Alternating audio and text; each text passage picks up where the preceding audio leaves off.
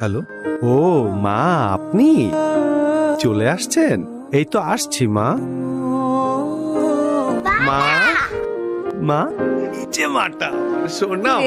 কি মা? মা হচ্ছে আমি, তুমি না। আচ্ছা, দুদিনের বুড়ি, সে আবার মা। আজকে থেকে আমার স্কুল ছুটি, আর এদিকে আমি একটা নতুন পিৎজা বানানো শিখেছি। কোনো কথা না, তুমি আমাকে হেল্প করবে। অবশ্যই করব মা।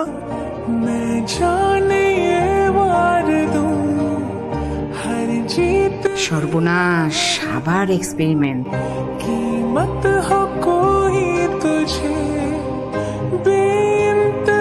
হ্যালো আপামনি, বাবা কই রে? আলো জানতো ঘুমায়। আচ্ছা শোন, তোকে যে বাজারের লিস্ট দিয়েছিলাম, বাজার ঠিকভাবে এনেছিস তো? আনছি তো আপনি খালাজার কিন্তু প্রতি রাইতে সেই সময় লুকায় মিষ্টি খায়। শোন, বাবা ঘুম থেকে উঠলে বাবাকে বলিস আমাকে একটা ফোন দিতে। মা, সম্পূর্ণ লিস্ট করে ফেলেছি।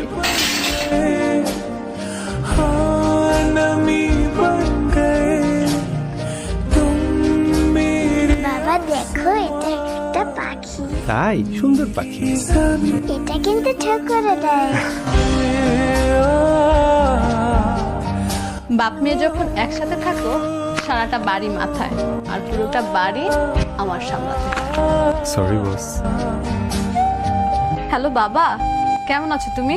ভালো আছি, তোরা কেমন আছিস? এই তো বাবা, ভালো আছি। ও বাবা, হ্যাঁ? তুমি নাকি আবার মিষ্টি খাওয়া শুরু করেছো? মিষ্টি খাই? কে বলেছে? রহমত? যেই বলুক, এমন করলে কি চলবে? আমি যে তোমার জন্য টেনশন করি তা তুমি বুঝো? ইয়ে না, মানে আচ্ছা ঠিক আছে ঠিক আছে, আর খাবো না। হ্যাঁ রে, তোরা কি ঈদের পর জামাইকে নিয়ে একবার খুলনা আসবি নাকি? কতদিন টুনিকে দেখি না। দেখি বাবা, ও যা ব্যস্ত। না না, আমি বলেছি বলি আসতে হবে না। তোদের সুবিধা মতো আসলেই হবে। আচ্ছা বাবা, তুমি এখন ঘুমাও। রাখলাম বাবা। কি দেখো?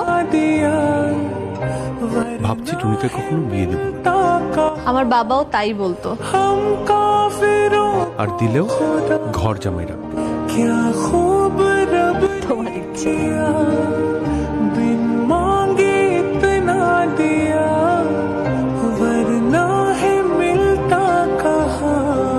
কি হলো? কই যাচ্ছ তোমরা? কি ব্যাপার? কই যাচ্ছ? টুনিকে একদিন দেখবো না ভাবতেই পারি না, অথচ আমারই মতো কোনো মেয়ের বাবা তার মেয়েকে ছাড়া ঈদ করছে।